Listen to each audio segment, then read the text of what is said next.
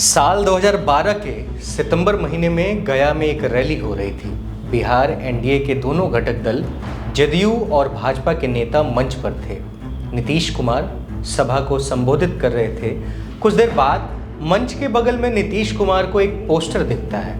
उस पर लिखा होता है, देश का नेता कैसा हो, नरेंद्र मोदी जैसा हो। नीतीश बाबू इसे देखकर स्तब्ध हो जाते हैं, बिलबिलाते हैं, गुस्साते हैं, फिर किनारे चल जाते हैं। वो ये प्रकट करने की कोशिश कर रहे थे कि एनडीए में सब कुछ ठीक है, लेकिन सब कुछ कहाँ ठीक था। दिन प्रतिदिन मोदी को प्रधानमंत्री बनाए जाने की बहस तीखी होते जा रही थी। नीतीश कुमार भी खुद को पीएम मटेरियल मान के चल रहे थे। भाजपा उन्हें तनिक भाव भी नहीं दे रही थी। अब आप ये सोच रहे होंगे कि नीतीश कुमार और नरेंद्र मोदी के आपसी दुश्मनी के क्या कारण हैं। जदयू तो लंबे समय तक भाजपा के साथ गठबंधन में रही, लेकिन मोदी से दिक्कत क्यों है? इसका जवाब बेहद आसान है और आसान भाषा में समझने के लिए नीतीश कुमार का एक बयान आता है। जब साल 2013 में नीतीश कुमार ने नरेंद्र मोदी को उम्मीदवार बनाए जाने के बाद भाजपा से किनारा कर लिया, बिहार के एनडीए साझेदारों के बीच अविश्वास पसर गया था। प्रेम की संधि में 3 पद शामिल हो गए थे। यह संधि अव्यवहार साबित हुई क्योंकि उन्हें नरेंद्र मोदी का नाम लेने से भी चिढ़ थी। वह उसे थर्ड पार्टी यानी तृतीय पक्ष कहते थे। नीतीश कुमार कहते हैं, हम इतने वर्ष बहुत अच्छे साझेदार बनकर रहे, जोरदार बनकर रहे, हमारे मध्य कोई समस्या नहीं थी। जैसे ही थर्ड पार्टी ने हस्तक्षेप करना शुरू किया, हम अलग हो गए। उनके विचार में मोदी का साया बिहार में जेडीयू बीजेपी गठबंधन का एक अवैध उल्लंघन था। नरेंद्र मोदी और नीतीश कुमार के बीच की फूट एक दिन में नहीं हुई थी। इसके पीछे एक लंबा इतिहास है। इतिहास जो गुजरात दंगों के बेगुनाहों के दर्द को समेटता है। इतिहास जो अटल बिहारी वाजपेयी से राजधर्म का पालन नहीं करवा पाता। इतिहास जो मुस्लिम विरोधी हिंसा भड़काने का इल्ज़ाम लगाता है। इतिहास जिसमें मोदी के हाथ खून से सने हैं। सत्ता में आने से पहले ही नीतीश कुमार ने निश्चय कर लिया था कि वह मोदी को बिहार के आसपास भी नहीं फटकने देंगे।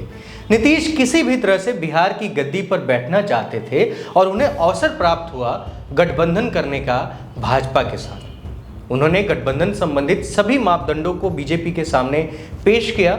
इसमें नीतीश कुमार ने लिखा, गठबंधन एक विशेष व्यवस्था के तहत चलेगा या गठबंधन धर्मनिरपेक्ष विचारों और लोहिया के समर्थक समाजवादियों द्वारा अपनाई गई नीतियों से मार्गदर्शन प्राप्त करेगा। अल्पसंख्यकों को सुरक्षा करना, उनके प्रोत्साहन देना इसके नीति निदेशक सिद्धांतों में शामिल रहेगा। बीजेपी या संघ हिंदुत्व एजेंडा पर जोर नहीं देगा। बिहार नरेंद्र मोदी की राजनीति से दूर रहेगा। यह गठबंधन एक समझौते के तहत हुआ था। इसमें मध्यस्थता सुशील मोदी और अरुण जेटली ने की थी। लेकिन जब नीतीश कुमार सत्ता में आए तो सन 1989 में भागलपुर में मुस्लिम विरोधी हिंसा के दोषी लोगों के विरुद्ध कार्रवाई का पिटारा खोल दिया, क्योंकि भागलपुर में जो दंगा हुआ वह बीजेपी के अयोध्या मंदिर आंदोलन का परिणाम था। अपराधियों को खोज निकाला गया और उन्हें दंड दे दिया गया। नीतीश कुमार का मोदी विरोध का किस्सा और पुराना है। ऐसा ही हुआ साल 2005 में, जब भाजपा ने चुनाव प्रचार के लिए नरेंद्र मोदी के नाम का सुझाव दिया। नरेंद्र मोदी उस समय गुजरात के उभरते हुए सितारे थे और नीतीश कुमार 15 वर्षों से बिहार की सत्ता में आने की कोशिश कर रहे थे, संघर्षरत थे। इसके बावजूद उन्होंने मोदी की मदद लेने से इनकार कर दिया था। पराजय के बावजूद उन्हें गुजरात के उभरते सितारे को बिहार बुलाने का लालच लुभा नहीं पाया। नीतीश कुमार का सीधा मानना था कि साल 2002 में मोदी के रहते गुजरात में मुस्लिम विरोधी हिंसा को भड़काने में मोदी का योगदान था। उसके बचाव में नरेंद्र मोदी ने की दलील पेश की थी, या गोधरा में हिंदू तीर्थयात्रियों से भरे रेल के डिब्बों को जला डालने के विरोध में भड़की एक संभावित प्रक्रिया थी।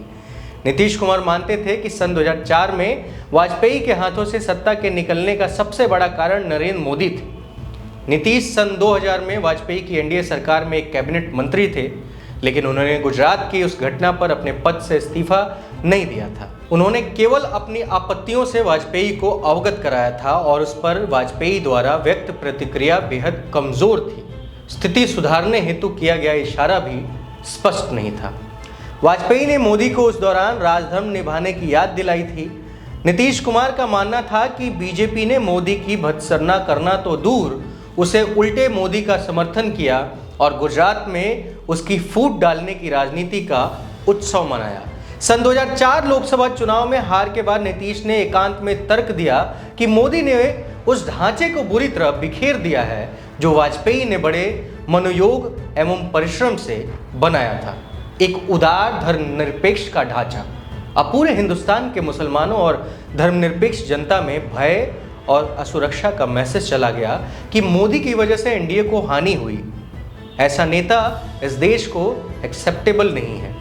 बहरहाल मोदी नीतीश के रिश्ते हर नए मुलाकात के बाद तल्ख होते चले गए।